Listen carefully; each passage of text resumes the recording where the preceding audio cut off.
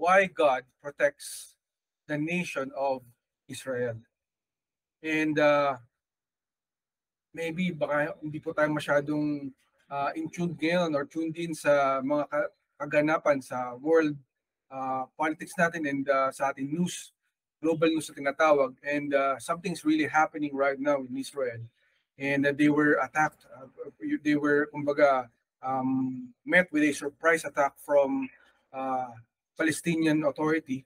And marami po ang mga nakidnap, mga namatay, and mga civilians na wala namang kinalaman sa gera nila or sa gulo nila ay nabiktima nitong kaguluhan na to ng isang surprise attack or technically a cowardly attack from terrorists, no? And of course, ang pinakakawawa rito yung mga civilians from both sides kasi sa kabila may mga terorista and then there are civilians who are not actually part of the war. The same way, ganun din po sa side ng Israel. Meron pong mga civilians sa Israel, meron din civilians sa Palestinians. And we know that this is really a very, very tenuous and a very sensitive conflict. Anything na pwedeng panggalingan ito, pwedeng maging dahilan ng world war, no? Or ng global war ng buong mundo dahil ito pong gera na to ay technically it has something to do with religion, with beliefs, with ideology, with the belief in God. So magkahiwala, magkaiba. Isa yung tinatawag na yung parehas na Abrahamic religions na tinatawag ay una yung Jewish or Judaism, pangalawa yung sa kabila ay ang Islam, no? Or ang Muslim religion. And before we delve into that, para mas maintindihan natin ang salita ng ating Panginoon dito, para sa puso natin ito mabuti, kung ano ba yung dahilan bakit binigay sa atin ng Lord itong topic ito, itong why God protects the nation of Israel. Let us first check kung sa yung salita niya rito. In Psalm 121:4 in the New King James Version, behold, he who keeps Israel shall neither slumber nor sleep. Behold, he who keeps Israel shall neither slumber nor sleep. So sinasabi dito yung nagkukup-kup, yung nag-iingat sa Israel. Take note, hindi po sinabi dito na yung nag-iingat sa Amerika, yung nag-iingat sa Pilipinas, hindi po. Ang sinabi dito ay very basic na talagang diretsahang sinabi ng Panginoon, Israel. Israel is the nation of the Lord. It's one thing for us to understand. Kasi marami po mga Kristiyano ang hindi po nakakaintindi that the Lord has not taken away His love for Israel. Philippines is not the new Israel. America is not the new Israel. There is only one Israel. But as Christians, tayo po ay nagmana. We were grafted into the promised land, into the promise and the covenant of God through Jesus Christ. Of course, they are the first covenant, the law, yung batas na tinatawag ng Biblia, ng Old Testament. But God grafted us in. Isinama tayo ng Panginoon sa covenant na yan through the faith of Abraham. No? Kaya makikita natin kung gaano kasalimuot itong gulong nila dahil yung conflict na yan nag-uugat pa kay Abraham or Abraham. Kung mapapansin nyo, sa kabila ang tawag sa kanya Abraham or Abraham, sa kabila ang tawag sa kanya Ibrahim. Diba? So this is a two separate takes of ideologies or kumbaga doktrina. Magkaiba sila ng doktrina. Although isa ng pinagmulan, pero nagsanga. At yung pagsasanga na to ay talagang pinagmumulan ng maraming gulo. Sabi nga kahapon or nung technically nung the other day ni Benjamin Netanyahu, nung Prime Minister ng Israel, ang sabi niya, we are at war. This is not just another conflict or another parang simple chaos. We are at war. Yun ang sabi ng Presidente or Prime Minister ng Israel. And kung pagmamasdan natin dito, bakit nagkaganto na parang ganito ka brazen, no? Bakit kailangan kidnapin, patayin, pagtawanan nila yung mga kinikidnap nila at pinapatay nila? Nakita ko po talaga itong mga videos ng mga tao na ito na pinapatay. Mga sibilan pinapasok sa bahay, kahit mga babies, mga bata, mga babae. Wala silang awa na pinapasok ang mga bata sa bahay-bahay at kanilang pinapatay. How can this happen? Diba? Why are these such things happening and why can such a people allow anything to happen? Someone na in the civilized generation that we have, kumbaga in the modern age, hindi mo naisipin na may ganito pa eh. Pero meron pong dahilan to. If you remember, nung panahon ng ISIS, nung sinakop po ng ISIS ang Middle East, isinakop nila yung Iraq, Iran, yung mga parte ng iba't ibang parte ng Middle East, ay pinupugutan nila yung ng ulo kung sino yung hindi sa kanila sasamba kay Muhammad, kay Allah, no? Ito yung kanilang kanilang ideology. If you do not worship who we are worshiping, then you will die. Kaya ang dami mga Kristiyano doon na naging biktima ay pinatay po, pinugutan ng ulo. The same spirit na meron doon sa panahon na yun ay ganito rin po sa Gaza, sa Palestine, o sa mga Palestinians. And we remember, we go back, no? Sabi nga natin kanina kay Abraham. Why? Kasi sa panahon ni Abraham, di ba, nagkaroon siya ng anak, si Isaac. But before that, nag-ugat itong bagay na sa pagkakamali, sa isang pagkakamali. So, as the people of the Lord, we have to really let the Lord do His thing. Huwag po natin laging pangungunahan ng ating Panginoon. Dahil po yung pagkakamali po ni Abraham, nag-ugat ito sa maraming, naging dahilan to, naging bunga ito ng maraming kasalanan, maraming pagkakamali. Dahil ang mga Muslim, they believe in Ishmael, that he is the one who was descended from Abraham, who was called by God. But the problem is, according to the Bible, kung nagbabasa na lamang ng Biblia itong mga tao na to, ay si Isaac po at hindi si Ishmael. So until today, they are claiming that it is Ishmael and not Isaac. Dinoktor lang daw ang salita ng Diyos. No? They are also believing that there really is no Israel. However, there is really no Palestine. Palestine is, kumbaga, a combination of so many nations. Nagsama-sama sila doon habang occupied po ang Israel ng foreign land, no? Ng foreign nations. Dahil, if you remember, nawala po ang Israel for so many years. Dahil sa katigasan ng ulo nila. Matigas ang ulo ng mga Israelita. And so the Lord punished them. Ito po ang nangyari sa kanila. Yet the Lord loved them. Despite yung katigasan ng kanilang ulo, binalik pa rin sila sa kanilang nation. Pero pagbalik nila, ang dami ng conflict kasi napapagitnaan sila ng lahat ng uri ng mga, kumbaga, those people who call them as enemies. Not only in blood, but in faith. That's why itong conflict na to ay talagang mahirap pong ayusin. Yan po ang katotohanan dyan, kapatid. This is something na very, very sensitive and very, very tenuous para sa lahat ng mga partido na may kinalaman dito. Kaya mapapansin natin, napapagitna ng Israel ng lahat ng mga taong ayaw sa kanila. No? Yan po ang nangyari sa kanila. And we know na noong time na kakabuo pa lang nila bilang nation noong 1947, ay hindi po natuwa yung mga katabi nilang bansa. Nung makita sila na pumasok na sila doon, no? Ay nagplano agad itong mga katabi nilang bansa, nagsama-sama. Pinagtulungan sila from all directions, pinasok sila. Take note, wala pa pong military ang Israel noon. Wala pa silang hukbong sandatahan kasi kakabuo lang ng kanilang nation from being an outcast from many nations. Kasi diba, isa sa mga naging biktima sila ng World War II. Noong panahon ni Hitler, pinagpapatay sila. Millions upon millions ang pinatay. Yun po ang nangyari sa Israel. So pagdating nila sa kanilang bansa, nakabalik na sila bilang mga refugees. Part of the Exodus. Nakarating sila doon. Pinagtulungan sila. Pero ano pong ginawa nila? Pinagtanggol nila ang kanilang sarili. At sila po yung nagtagumpay sa gera. So, dating natatanong, why is God protecting the nation of Israel? Dito natin masasagot yan. Dito natin makikita.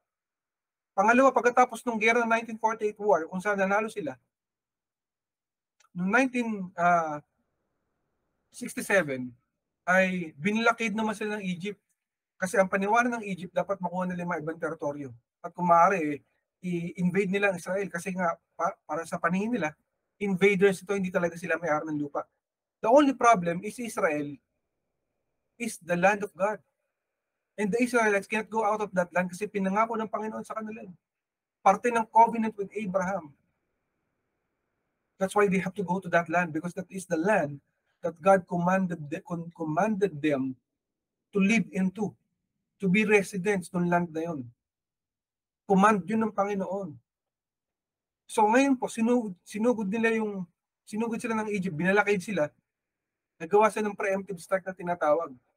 Before makubkob sila ng Egypt tsaka ng Syria at iba't ibang bansa na kasama na nga rin North Korea, yung Cuba, no? Itong itong tinatawag nila na Six-Day War, no? Pagsugod nila, ayun po, nakubkob pa rin sila ng Israel, natalo sila ng Israel. So this was 1967. Pinoprotektahan na naman ng Panginoon ang bayan ng Israel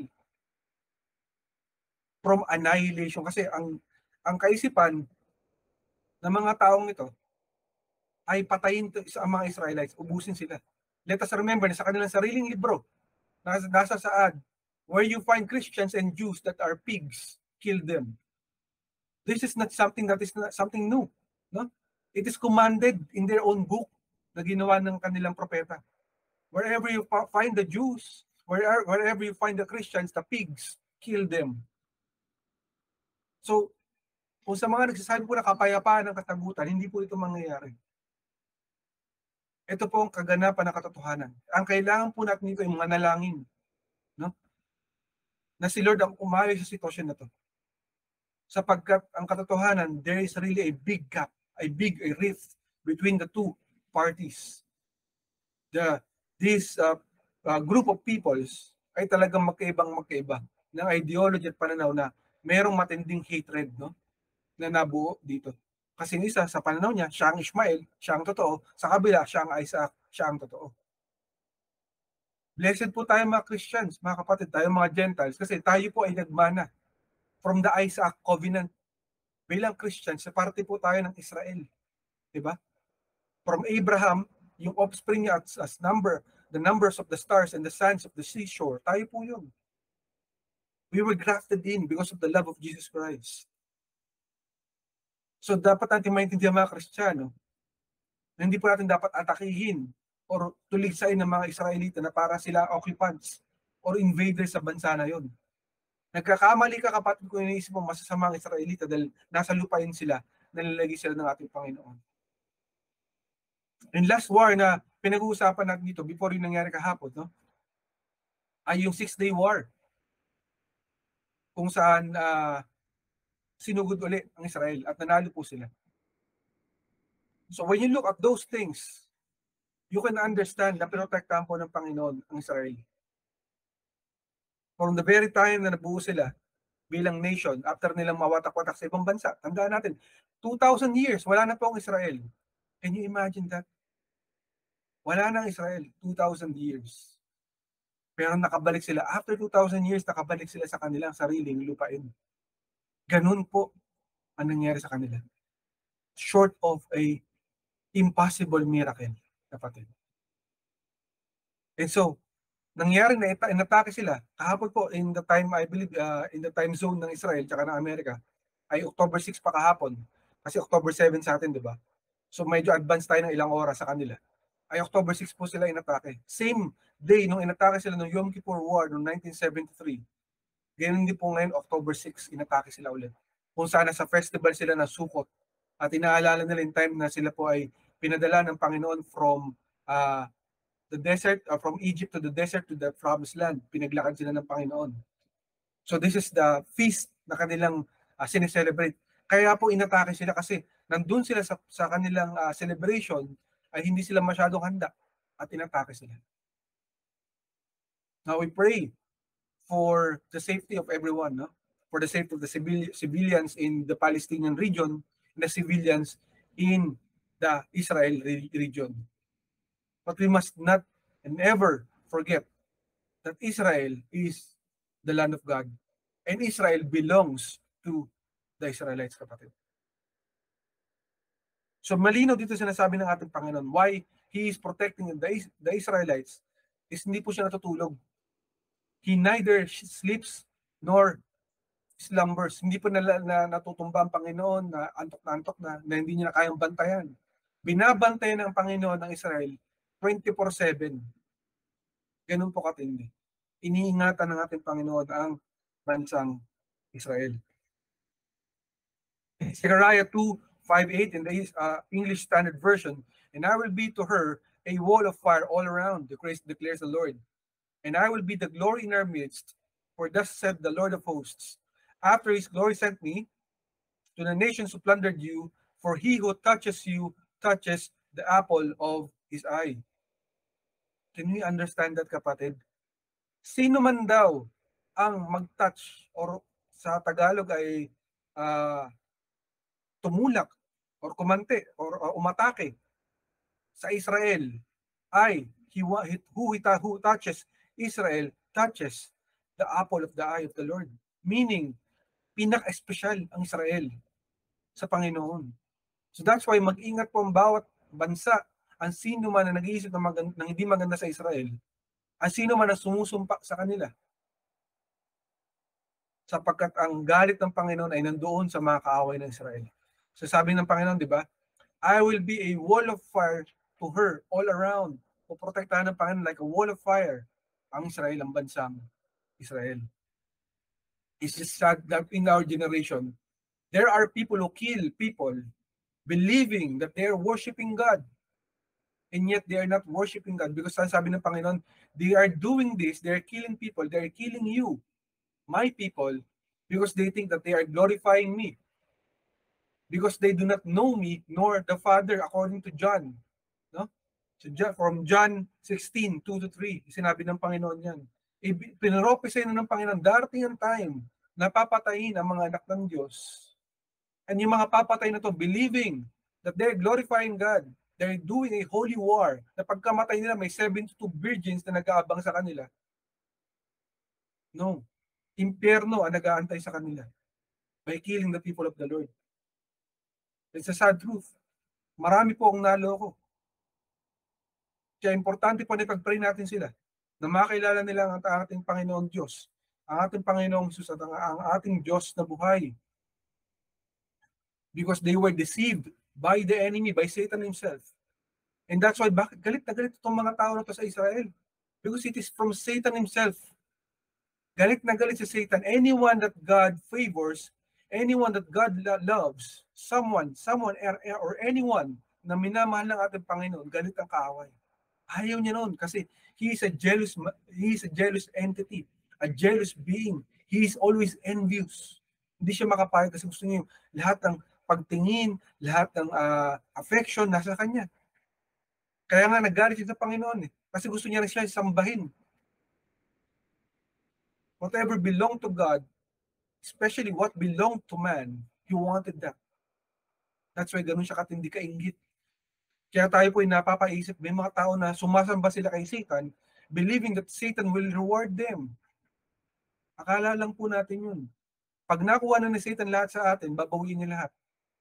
Diba? Akala mo nagtagumpay ka na sa buhay. Nakuha mo ang fame, ang power, diba? Ang riches of this world, the influence. But you are gravely mistaken if you think that He is your friend. He is not our friend. We have only one friend in ating Panginoong Jesus. Minsan tinatalikuran pa natin siya. No? So yan po ang katotohanan. Pero kapatid, God never changes. He will always protect Israel. Kung sa paningin natin, yung mga panahon lang nila David yun, yung mga nangyari na protektahan ng Panginoon ng Israel, no? Hindi po nagbago ang Panginoon. Kung pinotektahan ng Panginoon ng Israel nung panahon nila Abraham, panahon ni Moses, panahon ni Jacob, panahon ni Isaac, panahon ni David, panahon ng ating mga propeta, no? In the same way today, God is still protecting Israel. You might say na, bakit kung talagang pinoprotektahan ng Panginoon sa Israel, bakit pinayagan niya na malupig sila? Bakit pinabayaan niya na sila ay masakop ng Babylonia at sila yung magkawatak-watak? Tinapon sila sa iba't ibang bansa ng Roma or ng Roman power during that time. Well, just like all of us, when we sin against God, we fall out of grace. Di ba, kapatid? Alam mo yan. Kapag ikay nagkasala, you are supposed to get a reward from the Lord. At kapag ikay tumalikod sa Panginoon, anong mangyayari sa iyo? Kapag nawala ka sa kamay ng grasya ng ating Panginoon, anong mangyayari? Malalayo ka sa Kanya. The enemy will overpower you. Kasi yun ang gusto ng kaaway. Wow. Tumalikod siya sa Panginoon, nag-backslide, yun ang gusto ko. Wawasakin ko ngayon ang buhay niya. Hindi Panginoon ang tumalikod sa atin. Tayo ang tumalikod sa Kanya. And when we do those things, we get out of the grace of the living God. The power of God is powerless over us if we will not acknowledge God Himself. Tandaan natin yan. But the love of God will find us out. Magtago ka man kapatid, mahahanap ka ng pag-ibig ng ating Panginoon. At ganito po ang nangyari sa Israel. He looked for those hearts na naghahanap sa Kanya, sa Israel, habang pinapatay sila ni Hitler ng World War II. At binigay sila ng pagkakataon na makabalik sila sa kanilang lupain after 2,000 years. And that's what really happened. Nakabalik sila. Sabi nga natin, an impossible miracle happened. Nakabalik sila sa sarili nilang lupa. So He will always protect Israel. Kung sa paningin natin, hindi sila poprotektahan ng Panginoon, nagkakamali tayo. Mas matindi ang kakampi ng Israel kaysa sa mga terorista. Sila, kala nila, kakampi lang nila mga baril, mga tangke at gamit, no? It is God who is protecting Israel. God is protecting the nation of Israel. Sabi po sa Malachi 3:6 in the Amplified Version, "For I am the Lord, I do not change, but remain faithful to my covenant with you. That is why you, O sons of Jacob, have not come to an end." So malino ang sinasabi ng Panginoon dito. Bakit hindi mawala-wala ang Israel sa mapa? Bakit hindi sila matapos-tapos at ang dami nang gustong tumapos sa kanila? From the very beginning of time, di ba? Even nung panahon nila Abraham, 5 kingdoms na kalaban nila Abraham. Sina Kedorlaomer, inatake sila. Yung grupo ng na nasa tabi ng Sodom at Gomorrah, nagsama-sama. Di ba? Panahon nila Moses, nakalaban nila yung mga iba't ibang Canaanite kings. Panahon nila David, yung mga Philistines. Take note, ang Philistines noong unang panahon na hindi po pareha sa Palestine. Philistine was a ancient race noong unang panahon nila Goliath. Ang Palestine po ay entity, ang tawag po dyan. Kasi wala pong Palestine race. Sila po ay mga Jordanians, Syrians, Iraqis, no? Na nagsama-sama. Pinag-squat nila sa lugar ng Israel. At nung kiniklaim na ng Israel yung lupain, ay nagalit sila. Yun po ang katotohanan. So, malinaw dito na ang ating Panginoon na nagpoprotekta sa Israel. Kasi sabi niya, hindi siya nagbabago at magbabago. That's why Israel cannot end. So Israel is forever because God is forever. Dapat malinaw sa atin yung kapatid. So kapag ikaw isang nagtuturo ng salita ng Diyos o nakakaalam ng salita ng Diyos, be careful. Kung iisip mo at sasabihin mo na ang Israel ay kinalimutan na ng Diyos o wala na ang Israel. Ang Israel ay mga Kristiyano o ang Israel ay Pilipinas. That is wrong teaching, wrong doctrine po yan. Kaya marami tayong nakikita ng mga doctrine even in YouTube, in the internet, kasi sinasabi nila ang Pilipinas ang nawawalang tribe of Israel. No, that's not true, kapatid. That's a lie. Even yung mga, there are some black people who claim that they are Israel and not Israel. No? That's wrong. That's demonic teaching. God bless the black people. God bless all races. Yes. But you are not Israel. Dapat malinaw po sa atin yun, kapatid. So, ito pong kalooban na tapusin ng Israel, hindi po bago to. Sabi nga, even nung time ng Pharaoh, nung makita niyo itong mga Israelites, ang dami-dami, naisip na, bakit natin pakuntiin to? Baka atakin tayo isang araw. Ang dami nila. Ubusin natin sila. Patayin niyo lahat ng mga bara 2 years old, no? And below. So si Moses nakaligtas kasi pinataka siya ng mami niya. Nilagay siya sa isang basket. Hanggang sa natagpuan siya ng isang royal family o tinatawag na royal princess sa Egypt. At ganoon din po, nung panahon ni Esther, ay pinalalo ni Haman, nainggit siya, naasar siya kay Mordecai. Nakita niyo si Mordecai, hindi siya sumasamba kay Haman kasi lahat ng mga tao, pag dumaan si Haman, naluhod lahat. Nasamba lahat kay Haman kasi isa siyang matinding royalty o elitista. Eh syempre, ang mga Israelites, they will not bow down to anyone except God.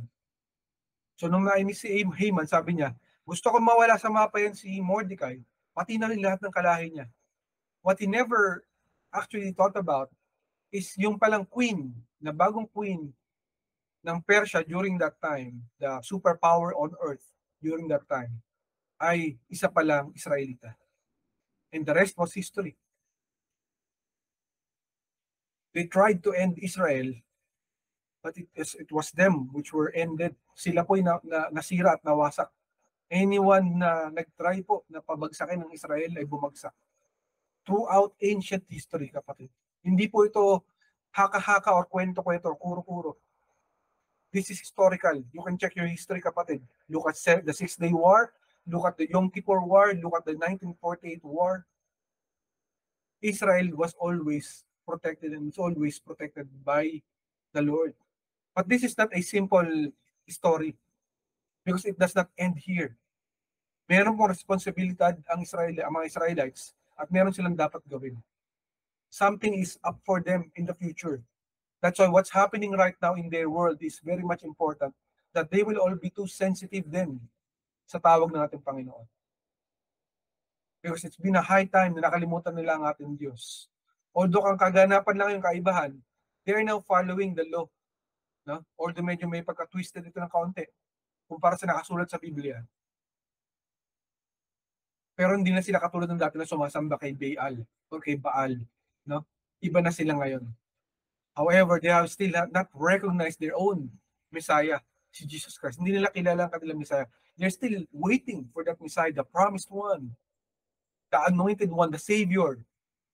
Ang hindi nila alam, dumating na pala at napatay nila ang kanilang sariling Mesias. Diba? Kaya naasar sila pag binabanggit ang Christ or the Messiah. Kasi basically, the name Jesus Christ is Messiah. Diba? Christ, Messiah. And they're still waiting for that one. Inaantay pa rin nila. Hindi nila alam, umangat na. He's already risen. And one day, He will come back for His people.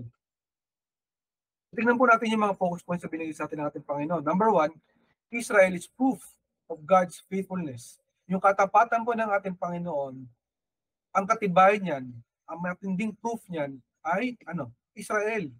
Pag nakikita mo ang bansang Israel, ma-understand mo, kapatid, maintindihan mo na mayroong Diyos. They are the basic proof, the main proof na buhay ang Diyos, Israel. Can you imagine, kapatid, 2,000 years, wala na kayong bansa? Subukan mo kaya magbakasyon ka na ilang taon sa isang bansa. Pagbalik mo, baka hindi ka na Pilipino. Baka yung language mo, English na. Diba? Iba na, may accent ka na. Pero sila hindi. They were able to preserve their culture, their traditions, their language, their writings, lahat. Na-preserve nila. Because God commanded them to keep their own laws na binigay ng ating Panginoon. Kaya nang pagbalik nila sa Israel, they are still one people. At hindi may aalis sa kanila. The Palestinians may question their authority to legally occupy the land, but they are not occupiers. They are the owners of the land. Geographically, racially, and even yung mga sinaunang mga evidence, mga bato, mga relics sa lugar na yun, ay magpapatunay na sila po ang may-ari ng lupa. There were findings, no, ng mga geologists, kung saan na mga paleontologists, mga geologists na nagpapatunay na ang Israel ang may-ari ng lupa na yun. Pero sila, wala silang totoong claim. Hearsay ang tawag doon. Of course, this is a very tenuous topic. No? Wala tayong magagawa kasi yan po ang katotohanan. It was really a result of the mistake of Abraham, Ishmael, and Isaac. So whatever we do, there will always be in conflict. Nakatala na ito, kumbaga. But this is the proof na ang Panginoon po ay totoo at tapat sa atin kasi Israel hanggang buhay pa. Even if napapalibutan sila ng kaaway sa bawat kanto ng kanilang bansa, hindi sila matapos-tapos, hindi sila mawala-wala sa mapa or mabura sa mapa. Pangalawa, those who bless Israel will be blessed. So kapatid, gusto mo maging mablessed sa buhay mo? Gusto mo mabless ka? Bless Israel. Pray for Israel. Love Israel. Hindi dapat mong gawin kasi bakit? Ito po'y command ng ating Panginoon.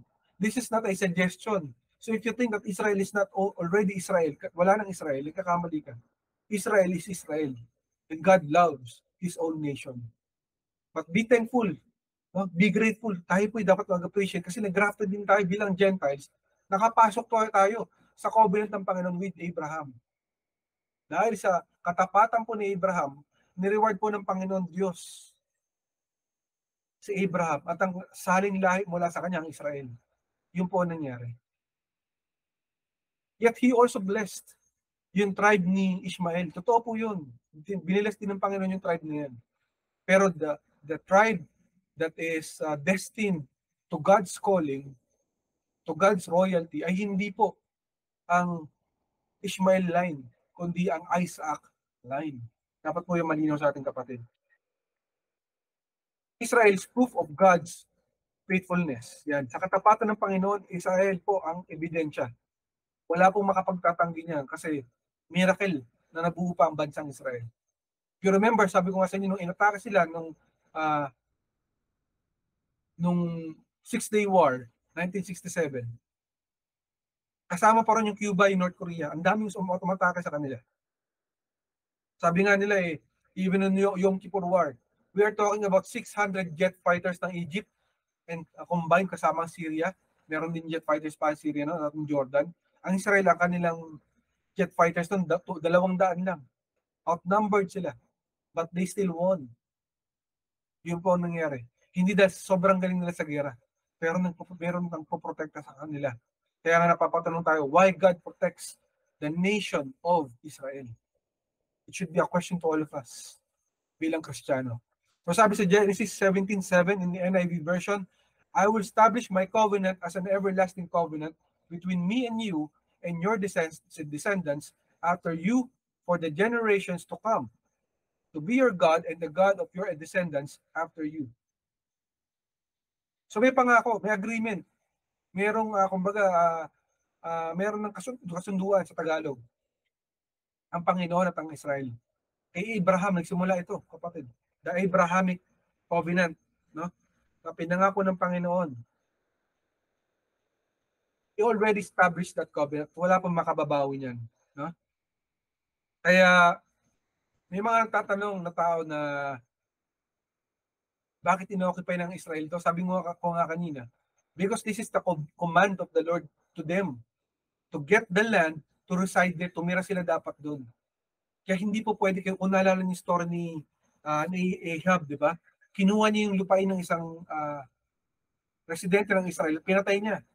Kasi gusto niya makuha yung vineyard, yung ubasan, nainggit siya, yung ganda ng ubasan. So yung pinatay nila ni Jezebel, Queen Jezebel at King Ahab, ito, pinag-uusapan natin mga hari, King and Queen of Israel. And yet God punished them kasi hindi nila karapatan na kunin yung lupa na para sa isang residente ng Israel. Bawat residente ng Israel has a part of the promised land. So yun po ang katotohanan. In the same way, why are they residing on their land in Jerusalem, which is part of Israel, na nasasakop ngayon ng ibang parte rin ng mga Palestinians? Bakit nila kinukuha yung lupa? Kasi utos sa kanila ng Panginoon. Kaya matindi po ito. We cannot avoid the conflict. And this is what's happening. Kasi this is a covenant between God and Israel for the generations to come and to your descendants after you. Hindi po sinabi ng Lord na panahon lang nila Abraham yun, umalis kayo. Pag alis nyo, pagbalik nyo, wala na kayong lupa. No. Covenant between God and Israel, between Abraham and God, and his descendants in Israel. Yun po ang katotohanan. At hindi po natin yun po pwedeng baliin, kapatid. So pwede silang mag-lie, magsinungaling all that they want, all the time that they want. Alam niyo po yung parte na to na hindi po magkakaroon ng boldness itong mga tao na to.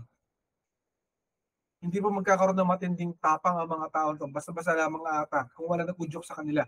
Kasi before po inatake ng Israel kahapon, ay namatay po ang radar, no? Na-sabotage or na-radar jump sila tinatawag. Kaya they were surprised. Kaya ang dami po nakita pag napatay. Nakubkub yung mga iba't ibang military bases nila. They were not ready for it. Sakto pa mayroong feast of Sukkot na tinatawag. They attacked them at their weak point na tinatawag. Yan po ang naganap sa kanila. But nevertheless, they will protect the land because it is the command of the Lord to establish residence sa lugar na yun. In Jeremiah 31:35-36 in ESV, thus says the Lord, who gives the sun for light by day, and the fixed order of the moon and the stars for light by night, who stirs up the sea so that its wave roar, the Lord of hosts is his name.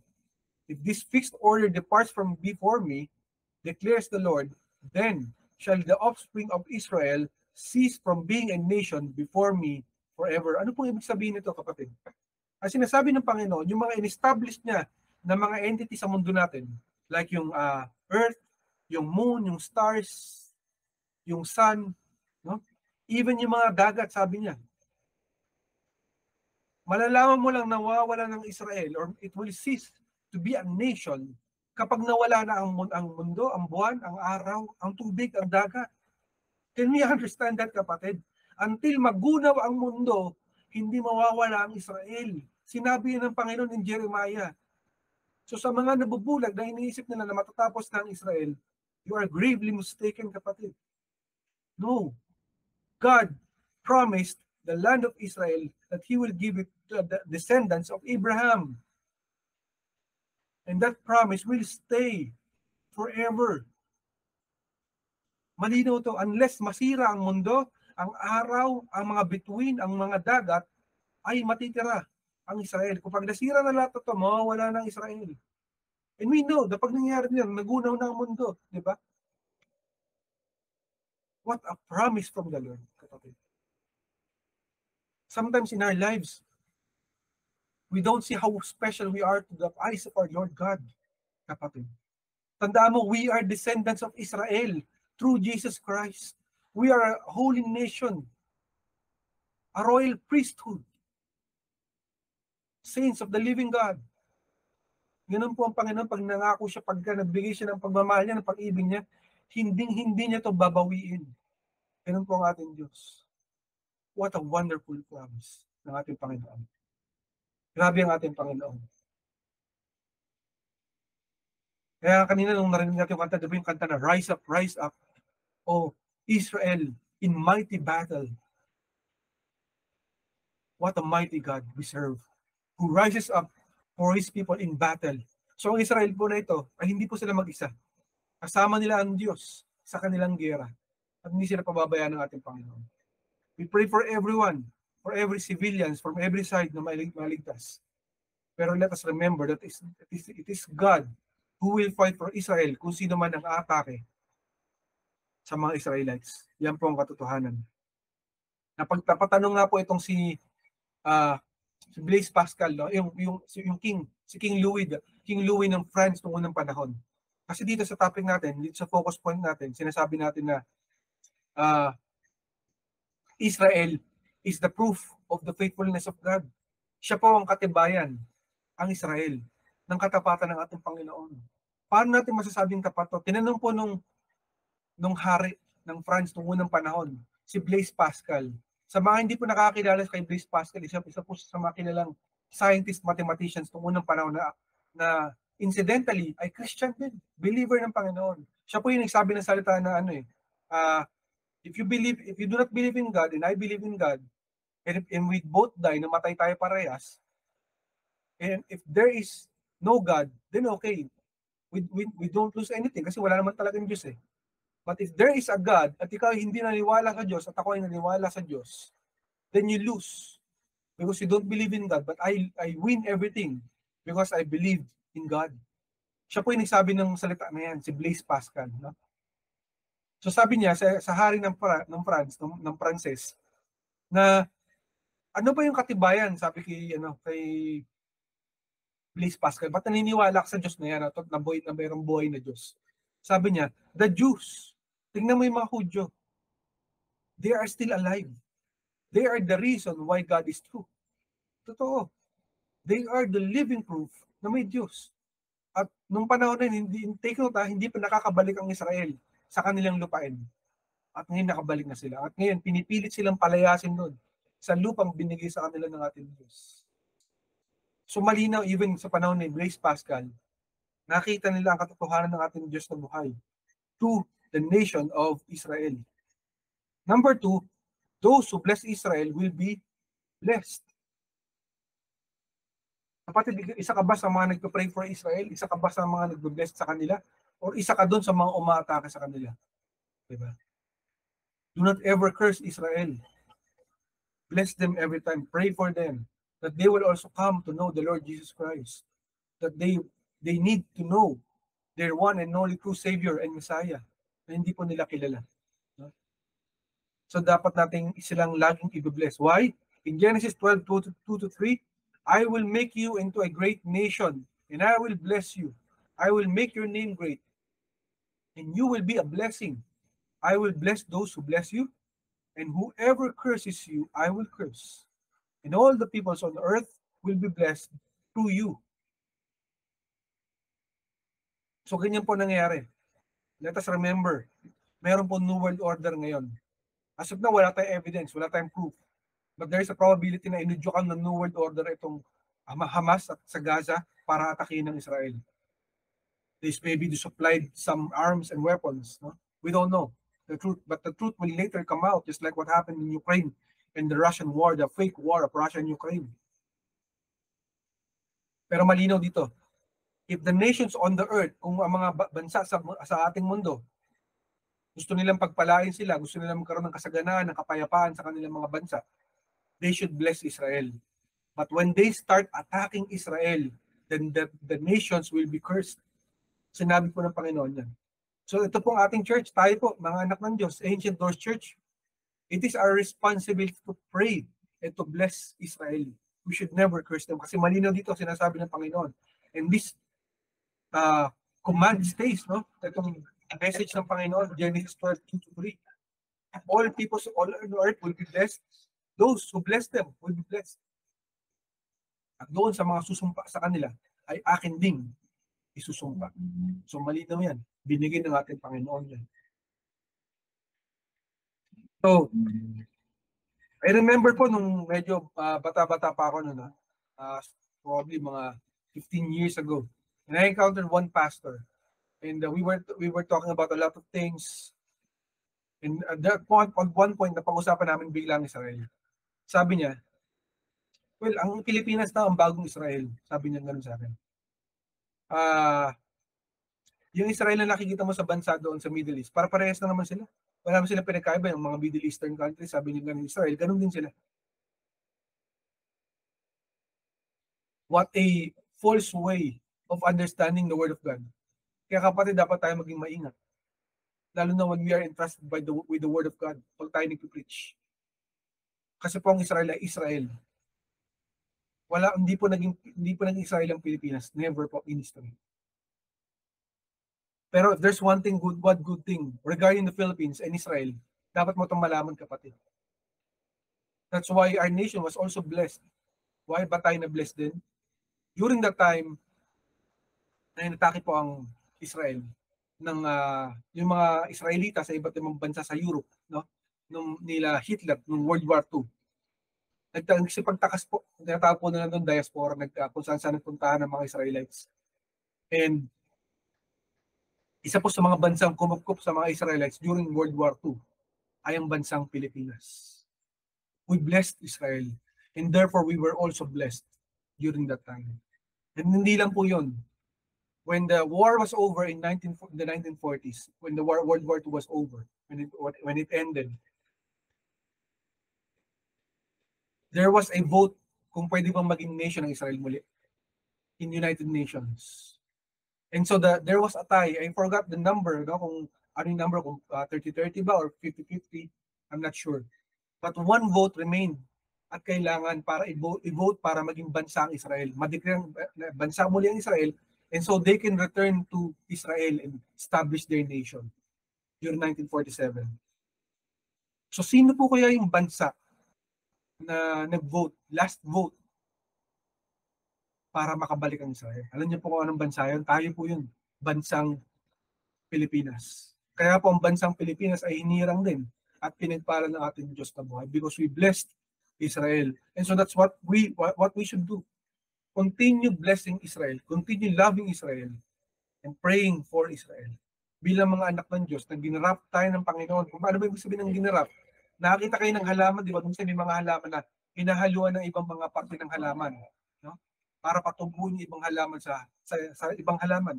They will cut a part of the tree o yung may tangkay na puputulin at ididikit na yung tangkay ng ibang halaman. And from there, tutubo na yung ibang halaman na yun sa puno na yun or sa halaman na yun. Para later on, tatanggalin nila, ita-transfer na nila sa ibang paso para mabuhay yung halaman. Magkaiba na. Pero basically, we were grafted in. Just like the Israelites were the foundation, di ba, ng covenant ng ating Panginoon, we were grafted in through the covenant of Abraham kasi yung promise sa kay Abraham ng offspring niya, si Jesus Christ yun, tayo yun. Through our Lord Jesus Christ, our God. No?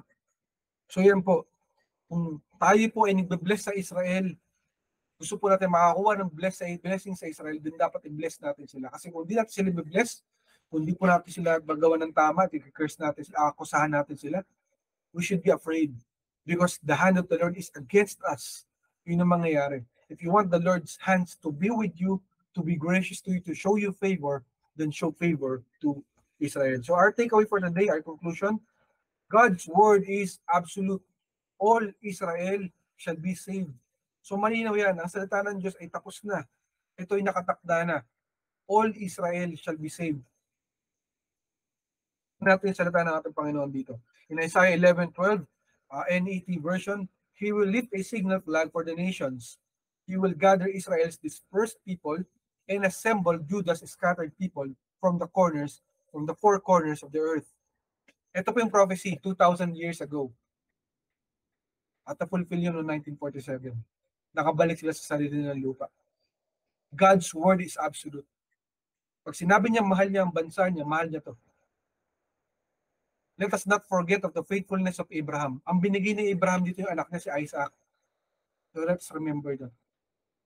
Nung pinakit siya ng Panginoon sa bundok ng Moriah, alam niya wala siyang dalang tupa, wala siyang dalang goat, wala siyang dalang kahit ano, kundi kahoy da or yung panggatong para sa sacrifice at ang kanyang anak. When you think about it, it's very simple. God might be testing me today. Okay, so Lord, anong gagawin ko? Ano sa sacrifice ko? Wala akong dala, kundi anak ko. I-sacrifice ko anak ko. Kasi ang kaisipan ni Abraham, total, Diyos naman to. Ibabalik ng Diyos ang aking anak, kahit mamatay pa siya. Sapagkat siya ang Diyos. Binigyan niya nga ako, imposible, nagkaroon ako ng anak. In my old age, nagkaanak pa ako. Sabi nga ni Abraham, imposible na. Magkaanak si Sarai, kasi more than, so much, na siya, more than ang childbearing age.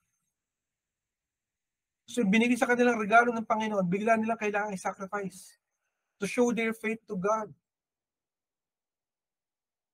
And yet, Abraham remained steadfast. Hindi po siya bumigay. Nagtiwala siya sa ating Diyos. Kasi sabi ng Panginoon sa kanya, before nangyari yung testing na yon, the Moriah faith testing ng Panginoon kay Abraham, sinabi sa kanya, do you see the numbers of the sands in the seashore? Those will be your offspring. Those will be your descendants. Do you see the number of the stars? Can you count them? Kaya mo bilangin yung mga bituin? Di ba? Hindi. These will be your descendants, Abraham. So alam niya na pag namatay si Isaac, wala na siyang descendants. Kasi sabi ng Panginoon, manggagaling ang descendants mo, hindi kay Ishmael, kundi kay Isaac. So malinaw po yung kapatid. Pero nagtiwala si Abraham. And so God rewarded the faith of Abraham. Nung akmang papatay niya ng anak niya, sasaktakan niya ng punyal, ng panaksak, at bigla pong may umiyak na tupa sa gilid. Napasigaw siya. The Lord is God. Diba? God is faithful. And it is the covenant of the Lord with Abraham. And that's why even if they were scattered, nagalit ang Diyos sa kanila for a moment, nakalimutan nila ang ating Diyos. Diba? Pinatay nila sarili nilang Messiah out of their own worldliness. Hindi nila nakilala ang ating Panginoon. Sometimes ganun tayo kapatid, di ba? Sa ating buhay. We do mistakes in our lives. We sin against God. We forget about God. And so we are punished for our own sins. And that's the truth. Pero hindi ibig sabihin na nakalimutan na tayo ng ating Diyos. Mahal niya tayo. And so God brought back Israel from slavery to their own nation. One of the most wealthy nations in the world right now. One of the wealthiest nations in the world right now. Pinakamayaman, Israel. Sa panahon ngayon. In IT industry, in the financial sector, in the big tech industry, in the medical industry. Grabe po ang boom ng bansang Israel today. Because God blessed them. Sa paligid nila, lahat nagkakamatay, mga disyerto. Pero sa kanilang lugar, they are producing fruits, crops, and vegetables. Dumadami po ang tubig. Yun po ang nangyari sa kanila. Because God blessed them, kapatid. In Zechariah 12:9-10 in the New King James Version, and on that day, I will seek to destroy all the nations that come against Jerusalem. And I will pour out on the house of David and on the inhabitants of Jerusalem the spirit of grace and of pleading. So they will look at me, whom they have pierced, and they will mourn for him like one mourning for an only son. And they will weep bitterly over him, like the bitter weeping of a firstborn. The time will come, kapatid. Ito mo nakikita natin ngayon sa Israel, these are only birth pains. A precursor of what's going to happen in the future. Kasi mas malala yung mangyayari sa kanila in the future. Susugurin sila ng lahat ng bansa sa buong mundo. Kukubkubin sila in the war of the Gog and Magog war. At 1/3 lang ang mabubuhay sa Israel. Majority sa kanila ay makaka-capture at mapapatay. And before they are ended, before they die, the Lord will rescue them. They will see descending on the earth, the one that they have pierced, Jesus Christ. Babalik muli. He will come back again to rescue His people. What a great comeback story ng ating Panginoon. What a great love ng ating Diyos. Yung mga tao na lumimot sa Kanya, He cannot forget. Because of the covenant that He had with Abraham, because of the faith of Abraham, He honored that faith. Even until today, He recognized Israel as His nation. And dahil sa pag-recognize niya doon sa Israel, tayo po nadamay tayo. Kaya tayong responsibility natin, i-bless sila, to love them, diba? To bless them, to pray for them. Because at the end of the day, this story is all about Jesus Christ and God's love, God's great love for His people, for the nation of Israel and for the world. Sinave ng Panginoon tayong lahat, nadamay tayo dahil sa pagmamahal niya sa Israel. What a great love.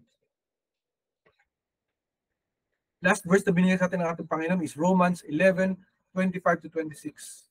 Alam mo kapatid, sometimes sa atin, we forget that God has a plan for us sa buhay natin when we see a lot of troubles, problems, na parang wala nang gagawin ng Diyos.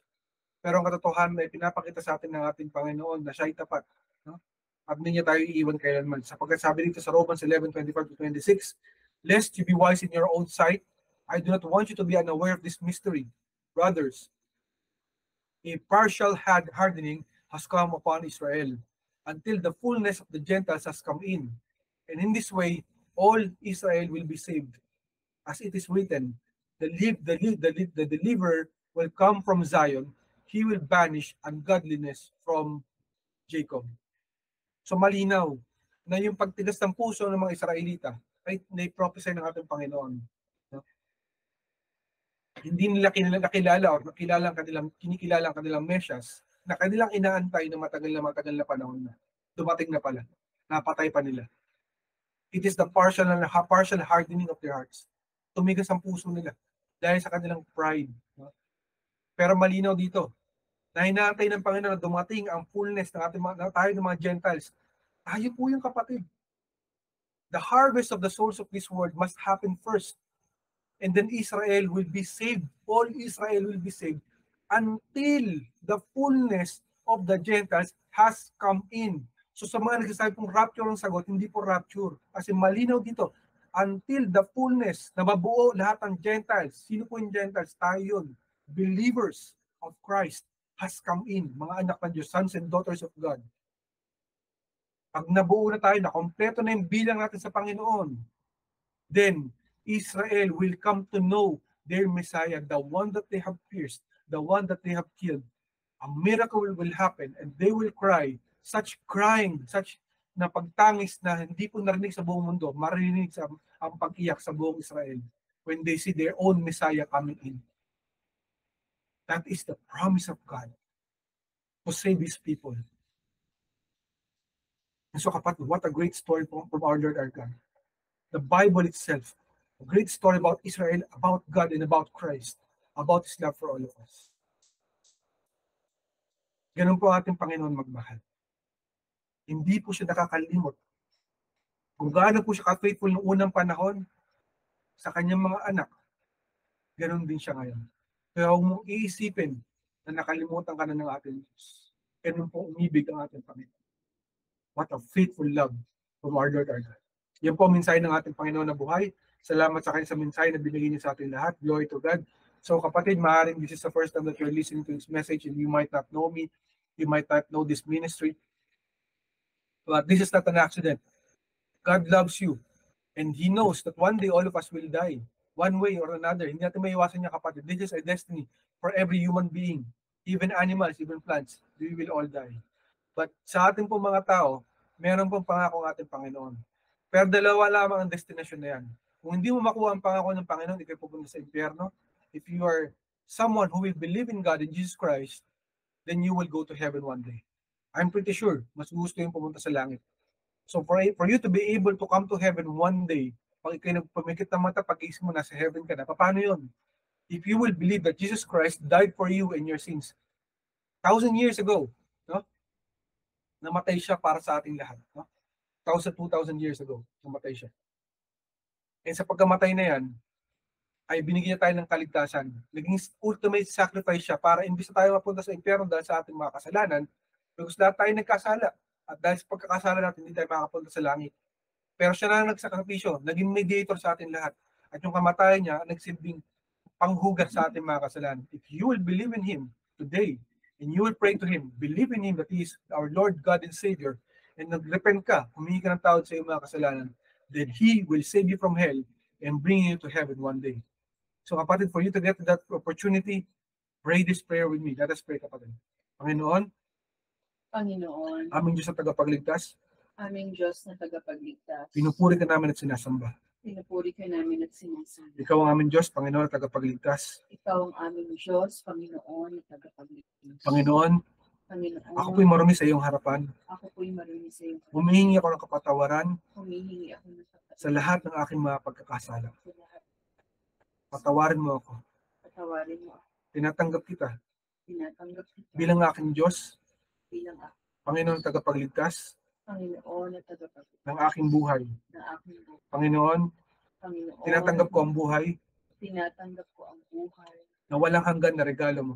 na walang hanggan. Salamat, Lord. Salamat po. Balang araw, Balang araw, makakasama kita sa langit. action. Tinatanggap kita Tinatanggap ng kita buong puso, ng buong puso, isip at kaluluwa. isip at tama. Panginoon, Panginoon, tulungan mo ako magbago tulungan mo ako sa pamamagitan ng Espiritu Santo. sa pamamagitan ng Nananampalataya ako sa iyo. pananampalataya. Ito ang aking panalangin Ito ang aking sa pangalan ni panalangin. Jesus. Sa pangalan ni Jesus. Amen, amen, at amen. Amen. Amen. If you prayed that prayer, kapag congratulations sa iyo. You are a new creation, the old has gone, the new has come. And the Lord loves you and wants you to have a relationship with you. If you want to know more about Jesus Christ and His teachings and the gospel of the Lord, I would suggest and I would recommend that you reach out to us via social media platforms in the Ancient Doors Church, and we will be more than glad to help you out. Congratulations to you, kapatid.